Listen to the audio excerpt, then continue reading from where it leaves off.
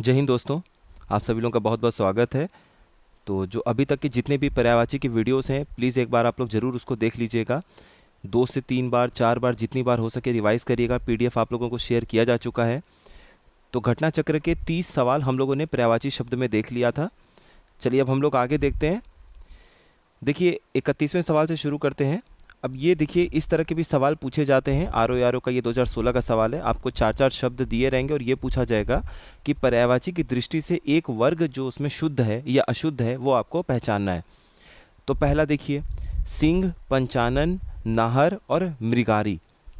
तो ये ऑप्शन सही है, या फिर सूर्य, रवि, दिनकर, तरणी और बाकी जो दिया हुआ है अनिल, पावक, अनल, पिशून और महेश, रमेश, भूतेश और सतीश। तो इसमें जो पहला ऑप्शन है वो चारों के चारों शब्द सिंह, पंचानन, नाहर और मृगारी, ये चारों के चारों शब्द किसके पर्यायवाची हैं? शेर के। अब देखिए यहाँ एक शब्द लिखा हुआ है मृगारी, यानी मृग धन अरि। ठीक है, इसका दीर्घ संधि हुआ है। तो अरि का अर्थ क्या होता है? दुश्मन, रिपु, दुश्मन हो गया। और मृग हरिण को बोलते हैं हम लोग, हिरन को बोलते हैं। तो जो मृग का दुश्मन है वो कौन है? शेर को माना गया है। तो इसीलिए मृगारी शब्द का प्रयोग होता है शेर के लिए। सिंह, पंचानन, नाहर, इसमें जो महत्वपूर्ण शब्द है वो है नाहर। नाहर को ध्यान रखिएगा आप लोग। अन्य और भी महत्वपूर्ण जो शब्द है उसमें आप देखेंगे मृगराज भी बोलते हैं। मृगराज को बोलते हैं, मैंने आप लोगों को बताया हुआ है कि मृग शब्द का प्राचीन समय में जब उपयोग होता था तो उसका अर्थ जंगल के जानवरों के लिए होता था। समय के साथ वो जो शब्द है उसका शाब्दिक अर्थ बदलते हुए जंगलों के जानवर से होते होते वो मृग यानी कि हिरन के तौर पे प्रयोग में आने लगा। इसीलिए मृगराज जो शब्द शेर के लिए प्रयोग किया जाता है उसका अर्थ ये नहीं है कि वो हिरनों का राजा है। इसका अर्थ है कि जंगलों के जितने भी जंगल के जो जानवर हैं उन जानवरों का राजा कौन है? शेर है। तो मृगराज उसके लिए प्रयोग होता है। वनपति, वनपति उसी तरीके से जैसे देवों के ईश्वर के रूप में इंद्र जी को सम्मानित किया गया है तो देवराज बोलते हैं, सूरपति बोलते हैं। उसी तरीके से वन, वन मतलब जंगल, और जंगलपति कौन हो गए? शेर हो गया। शार्दूल शब्द प्रयोग होता है। केशरी, केहरी, केशी, नखायुद्ध। नखायुद्ध भी शब्द याद रखिएगा। ठीक है, आगे देखिए, सूर्य, रवि, दिनकर और तरणी। तरणी का अर्थ नौका होता है। तरणी जो है उसका अर्थ सूर्य नहीं होता है, इसलिए ये 4 शब्द में एक ये गलत हो गया। अग्नि, पावक, अनल और पिशून। पिशून का अर्थ चुगलखोर होता है, हमने पीछे भी देखा है। पिछले वीडियो को आप लोग जरूर पढ़ लीजिएगा, एक बार फिर से देख लीजिएगा। रमेश, महेश, भूतेश और सतीश। देखिए रमेश, रमा धन ईश। ठीक है, रमा के जो ईश हैं, जो पति हैं, जो ईश्वर हैं, वो कौन है? रमा कौन है? लक्ष्मी जी। लक्ष्मी जी के पति, लक्ष्मी जी के ईश्वर कौन है? विष्णु जी। इसलिए हम कमलेश भी बोलते हैं, कमलापति भी बोलते हैं, कमलाकांत भी बोलते हैं, क्योंकि पति के लिए कांत शब्द भी प्रयोग होता है। उसी तरीके से रमा ईश, रमा धनीश क्या हो गया? रमेश। रमेश शब्द विष्णु जी के लिए प्रयोग होता है। और महेश, भूतेश, सतीश, ये सब शिव जी के लिए प्रयोग होता है। बाकी आप लोग यहाँ से डिटेल में देख लीजिएगा। अगला शब्द है, कौन सा शब्द दास का पर्यायवाची नहीं है? अब देखिए इसमें इन्होंने ये गलत प्रश्न पूछ दिया है। कौन सा शब्द दास का पर्यायवाची नहीं है, बल्कि अनुचर, भृत्य, सेवक और परिकर, ये चारों के चारों दास के ही पर्यायवाची हैं। और परिकर का अर्थ दास के लिए भी होता है और अनेकार्थक शब्द के तौर पे हम परिकर का यूज़ करते हैं, और परिकर का अर्थ परिजनों के लिए भी होता है। तो ध्यान रखिएगा, हो सकता है कभी परिकर शब्द का प्रयोग परिजन के लिए भी उपयुक्त हो जाए, मतलब प्रयोग में आ जाए, तो आप लोग इसका ध्यान रखिएगा। उसके बाद देखिए, कौन सा शब्द दैत्य का पर्यायवाची नहीं है? दैत्य का पर्यायवाची राक्षस है, दानव है, निशाचर है।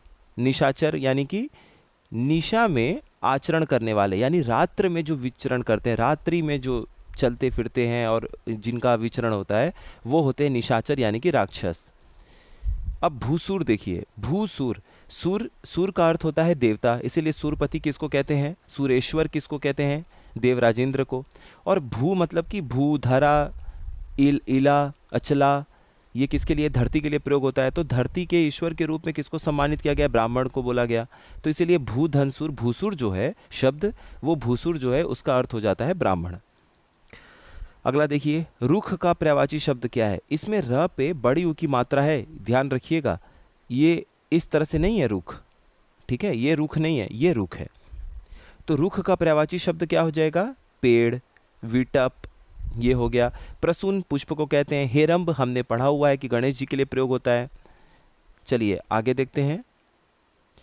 रुख का पर्यायवाची शब्द विटप है। पादप, पेड़, अगम, गाछ, शाखी, तरु, द्रुम, ये सब भी पर्यायवाची के तौर पे प्रयोग होता है पेड़ का। पर्यायवाची शब्द का अर्थ क्या है? अब देखिए, पर्यायवाची ही हम लोग इतने दिन से पढ़ रहे हैं, अब यहाँ पर पूछ दिया पर्यायवाची शब्द का ही अर्थ क्या है। तो पर्यायवाची शब्द का अर्थ क्या है कि कोई एक शब्द है, उसके 4, 5, 6, अगर ये 4 अलग अलग शब्द हैं पर्यायवाची, तो इसका मतलब है कि ये वो शब्द हैं जो इस शब्द के समान अर्थ रखने वाले हैं। ये तो हम इन्हें क्या बोल सकते हैं? समानार्थी भी बोल सकते हैं। तो पर्यायवाची जो शब्द है उसका शाब्दिक अर्थ अगर आप समझेंगे तो वो समानार्थी भी होता है। प्राची का पर्यायवाची क्या होगा? देखिए, प्राची जो शब्द है उसका मतलब आप समझ लीजिए पूरब से होता है। पूर्व, पूर्व मतलब बीता हुआ, पूर्व, इस तरह से, ठीक है। और प्राचीन जो है उसका अर्थ होता है पुराना। तो प्राचीन का अगर हम लोग विलोम पढ़ेंगे तो क्या हो जाएगा? प्राचीन का अर्थ अगर पुराना है तो नया मतलब नवीन हो जाएगा, तो प्राचीन का हम लोग नवीन पढ़ते हैं। और कभी कभी दिया होता है सवाल में कि कौन से ये शब्द युग्म जो है, कौन से ये विलोम शब्दों का युग्म है वो गलत है, तो प्राची के आगे लिख देता है नवीन, तो गलत हो जाएगा, क्योंकि प्राची का अर्थ पूर्व के लिए होता है, पहले के लिए होता है, और नवीन का अर्थ होता है नया, मतलब नया। और प्रकृत, प्रकृत जो शब्द है, प्रकृत शब्द का अर्थ है जो प्रकृति से उत्पन्न हुआ होता है, उसे हम लोग बोलते हैं प्रकृत। और प्रज्ञा जो है वो सरस्वती जी के लिए प्रयोग होता है शब्द। चलिए आगे देखते हैं। तरंग शब्द का पर्यायवाची क्या है? अब तरंग को आप बोल सकते हैं उर्मी, उर्मी, लहर, वीची, हिलोर, उल्लोल, ये सब शब्द किसके लिए प्रयोग होता है? ये सब प्रयोग होता है तरंग के लिए।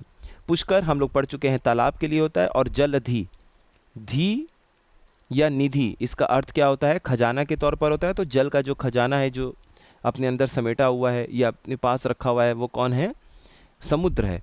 तो जब भी जल के पर्यायवाची में धी या निधि प्रत्यय या शब्द का प्रयोग आप बाद में करते हैं, जोड़ते हैं, जल के पर्यायवाची के साथ में उसका उपयोग करते हैं, तो वो समुद्र का पर्यायवाची शब्द बन जाता है। तो उसी तरीके से मान लीजिए नीर है, नीर हम किसके लिए प्रयोग करते हैं? जल के लिए प्रयोग करते हैं, तो नीरधि, नीर निधि, ये सब भी समुद्र का पर्यायवाची शब्द बन जाता है।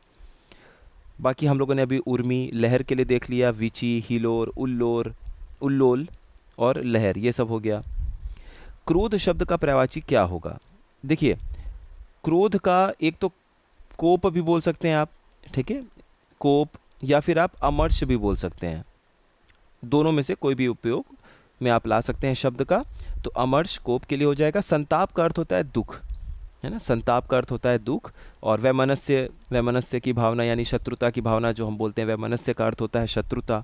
और भीति जो है, इसको ध्यान रखिएगा, भीति का अर्थ होता है डर के लिए, भीति शब्द का प्रयोग डर के लिए होता है। तो देखिए, जो सवाल पूछे जा चुके हैं, अगर आप उन शब्दों को समझेंगे तो उसमें भी आपको अगली बार कभी सवाल पूछा जाएगा तो इसी ऑप्शन में से ही बहुत सारे शब्दों को उठा लिया जाता है।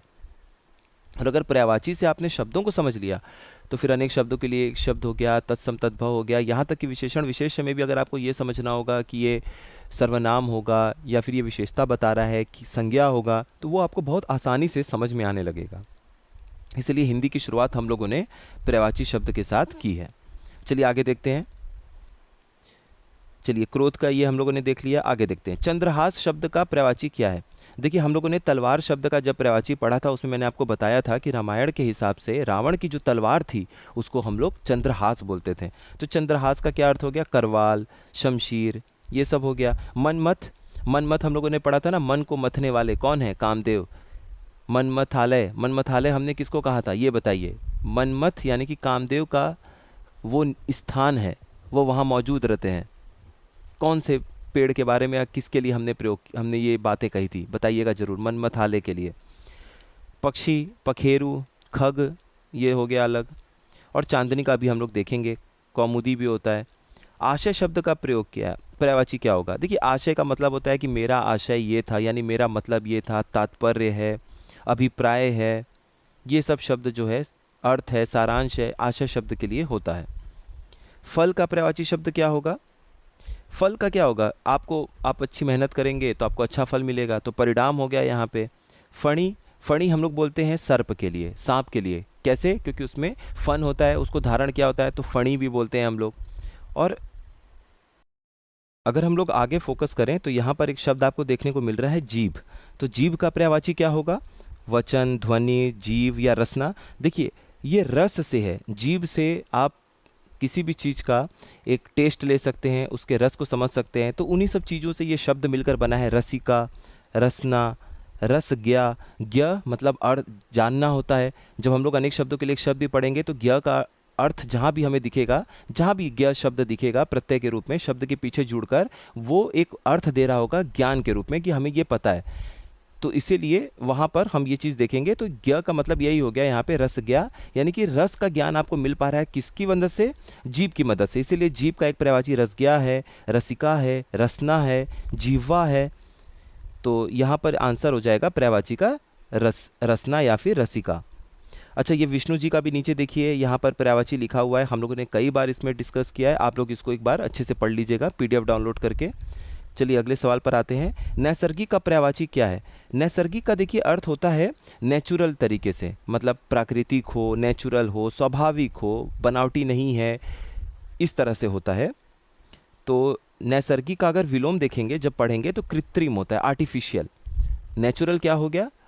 नेचुरल के लिए हम शब्द प्रयोग कर लेते हैं नैसर्गिक, और आर्टिफिशियल के लिए क्या प्रयोग करते हैं? कृत्रिम। तो ये हो गया प्राकृतिक। प्राकृतिक इसका अर्थ हो जाएगा पर्यायवाची के रूप में। निम्नलिखित में से कौन सा शब्द हाथ का पर्यायवाची नहीं है? अब देखिए कटी जो है वो कमर को कहते हैं, हस्त जो होता है वो हाथ के लिए होता है। कौन सा नहीं है पूछा था? कटी होगा, कटी नहीं है। बाकी कर, कर का अर्थ भी होता है हाथ।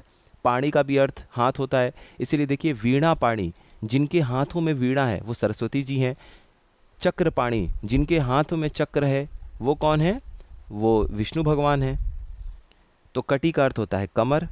और कोटि जब हम लोग पढ़ते हैं कोटि, तो कोटि का अर्थ होता है करोड़ में। भुजा, बाहु, पाणी, हस्त, कर, ये सारे के सारे शब्द प्रयोग होते हैं किसके लिए? हाथ के लिए। निम्नलिखित में से कौन सा शब्द सूर्य का पर्यायवाची नहीं है? अब देखिए सूर्य का जो पर्यायवाची हम लोगों ने इतनी बार देखा है कि अब आपको एक ही दो कोई नए शब्द देखने को मिलेंगे, अन्यथा सब आपको पता है पहले से। अब देखिए सूर्य का पर्यायवाची शब्द नहीं है। प्रभाकर बिल्कुल है। दिनकर, कर यहाँ पर क्या अर्थ दे रहा है? किरण। तो जो दिन में आपको किरण दे वो क्या है? सूर्य है। मार्तंड भी मैंने आप लोगों को बता रखा है, दिनेश भी बता रखा है। दिनेश कैसे? दीन धन ईश। तो दिन के ईश कौन है? दिन के ईश्वर कौन है? सूर्य। ठीक है। अच्छा आगे देखते हैं। अब देखिए सूर्य के और भी पर्यायवाची शब्द कौन से हैं? पतंग है, कमल बंधु है, मरीचि माली है। कैसे? मरीचि का भी अर्थ मैंने आप लोगों को बताया था किरण के लिए होता है। तो जो किरणों की माला अपने साथ संजोया हुआ है, किरणों की माला जैसा प्रतीत होता है सूर्य के चारों तरफ आप देखेंगे, तो इसीलिए सूर्य के पर्यायवाची के लिए मरीचि माली भी होता है। उसके बाद चंडाशु भी हम इसे कहते हैं। हंस, तरणी, हंस भी बोलते हैं और तरणी भी बोलते हैं। अब देखिए हंस, हंस सुता हम किसको बोलते हैं? यानी कि सूर्य की पुत्री के रूप में हम कालिंदी यमुना जी को कहते हैं। इसीलिए हम लोगों ने हंस सूता पढ़ा था, क्योंकि जो सूता शब्द है इसका अर्थ होता है पुत्री के लिए। तनया, सूता, जा, ये 3 शब्द प्रयोग होता है। और हंस जो है वो सूर्य के लिए होता है। तो हंस जा, हंस जा यानी कि हंस की पुत्री, सूर्य की पुत्री कौन है? कालिंदी यानी कि यमुना जी। उसी तरीके से हंस सूता, हंस जा, सूर्य तनया, सूर्य पुत्री। ठीक है। विभाकर जो है वो सूर्य का नहीं चंद्रमा का है। और चंद्रमा के और भी अगर आप आगे देखेंगे तो कलाधर भी इसे बोलते हैं। क्यों? क्योंकि कला को धारण, विभिन्न कलाओं को धारण करने वाले थे चंद्रमा। धर यहाँ पे धारण करने के लिए होता है। ठीक उसी तरीके से जैसे हम बादल के लिए अगर पर्यायवाची बनाना होता है तो जल के पर्यायवाची में हम लोग धर शब्द का प्रयोग साथ में करते हैं। जैसे कि जलधर, नीलधर, नीरधर, पयोधर। तो इसका अर्थ क्या होता है? जो जल को धारण किया हुआ है वो कौन है? बादल है। द शब्द का भी प्रयोग होता है, उसका भी अर्थ होता है धारण करने वाला। तो बादल के पर्यायवाची के लिए धर या द दोनों ही शब्द अगर आप जल के पर्यायवाची में जोड़ देते हैं तो वो बादल का पर्यायवाची बन जाता है। जैसे जलद, जलधर, नीरद, नीरधर, पयोद, पयोधर, इस तरीके से। सूर्य का पर्यायवाची शब्द है, फिर से देखिए सवाल आ गया, सुधांशु। ठीक है, सुधांशु, सुधा धन अंशु। सुधा मतलब अमृत, अंशु मतलब किरण। तो जो अमृत जैसी किरण बरसा रहा है वो हम किसको कह रहे हैं? वो हम किसको बोलते हैं, सुधांशु, वो हम लोग चंद्रमा के लिए प्रयोग करते हैं कि मतलब हमें शीतलता प्रदान की जा रही है, हमें एक ठंडक जैसी किरण मतलब मिल रही है, सुधांशु जो है जिसे हम बोल रहे हैं। अब देखिए यहाँ पर बोला है कि सूर्य का पर्यायवाची शब्द है वो है पतंग। ठीक है, आगे देखते हैं।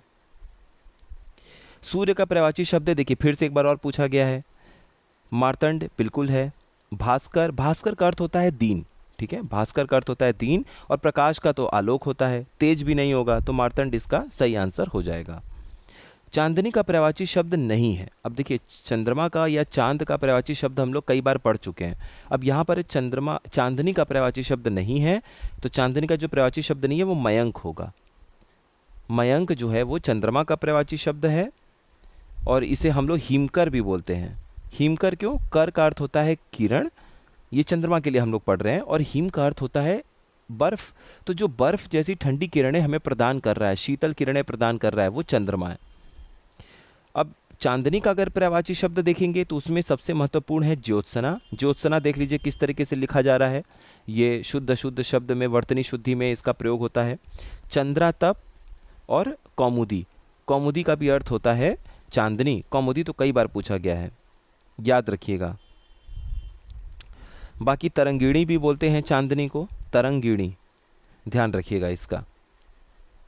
निम्नलिखित में से कौन सा शब्द सरस्वती का पर्यायवाची नहीं है। वीणा पाणी बिल्कुल है, निधात्री भी बोलते हैं, महाश्वेता भी बोलते हैं, ईला भी बोलते हैं, वागीशा भी बोलते हैं, भारती भी बोलते हैं, पद्मा नहीं बोलते हैं, क्योंकि पद्मा का अर्थ होता है लक्ष्मी। सरस्वती जी का पर्यायवाची शब्द कौन सा है। सरस्वती जी का पर्यायवाची शब्द आपको बताना है, पद्मा नहीं, पद्मा तो हो गया, लक्ष्मी जी का भी हमने ऊपर देख लिया। धात्री भी नहीं होगा, धात्री का अर्थ होता है धरती, माँ के लिए भी धात्री शब्द का प्रयोग होता है। कर्णिका होगा, ठीक है, कर्णिका शब्द है। यहाँ पर भी आप ऊपर देख सकते हैं, जो सरस्वती जी का पर्यायवाची है उसमें है भारती, वीणापाणी, वागेश्वरी, निधात्री, गिरा, ब्राह्मी, कर्णिका, वागीशा, ईला, महाश्वेता और शारदा। तो यहाँ तक आज कंप्लीट रखते हैं। 50 शब्द तक का अगला मतलब हमारा हो गया। तो 30 इसके पहले वाले वीडियो में, 20 शब्द इसमें हम लोगों ने देख लिया। जितनी पीडीएफ में ये 50 तक का, 31 से 50 का जो आज पढ़ाया गया है उसको अच्छे से रिवाइज कर लीजिएगा, पिछला भी देख लीजिएगा। ये लगभग 6-7 वीडियोज़ जो अभी तक हो चुके हैं पर्यायवाची शब्द के, इसमें 90% आपका कवर हो चुका है। 10% जो और एक्स्ट्रा है वो हम लोग अगले 2-3 वीडियोज़ में उसको कंप्लीट कर लेंगे आराम से। पर्यायवाची शब्द अपना कंप्लीट होने के बाद अब हम लोग बढ़ेंगे अनेक शब्दों के लिए एक शब्द पे, उसके बाद हम लोग पढ़ेंगे विलोम शब्द। ये 3 जब पोर्शन कंप्लीट हो जाएगा तब तत्सम तद्भव पढ़ेंगे, उसके बाद विशेषण विशेष्य और आखिरी में वर्तनी शुद्धि, क्योंकि फिर उसमें बहुत सारे हिंदी में हमें और भी चीज़ें देखनी पड़ेंगी। तो आप लोग अच्छे से पढ़ते रहिए, मिलते हैं नेक्स्ट इन्फॉर्मेटिव वीडियो में। आप सभी लोगों का बहुत बहुत धन्यवाद।